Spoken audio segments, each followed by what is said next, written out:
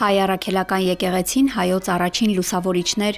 Սուրբ Թադեոս և Սուրբ Բարդուղիմեոս առաքյալների հիշատակության տոնն այս տարի նշելու է նոյեմբերի 29-ին։ Հայոց եկեղեցին առաքելական է կոչվում, քանի որ քրիստոնեությունը Հայաստան մուտք է գործել առաջին իսկ դարից Թադեոս և Բարդուղիմեոս առաքյալների միջոցով։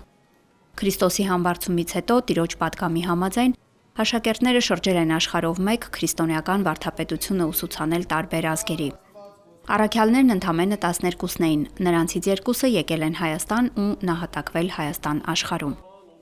Թադեոս և Բարդուղիմեոս առաքյալների տոնը նորոգության օր է քրիստոնյաների համար։ Գարեգին II ամենայն հայոց կաթողիկոսի սրբատառ կոնդակով դեռևս 2015 թվականից առաքյալների հիշատակության օրը հռչակվել է Աստվածամուխ Սուրբ Գեղարդի ուխտի օր։ Այդ օրը համաքրիստոնեական սրբությունը դուրս է բերվում Սուրբ Էջմիածնի գանձատնից և մատուցվում է տոնական պատարագ, որի ընթացքում հավատացյալները հպվում են Սուրբ Մասունքին, ստանալով հրաշագործ Գեղարդից բաշխվող օրհնությունը։ Սուրբ նշանը եկեղեցում մնում է մինչև երեկոյան ժամերկությունը։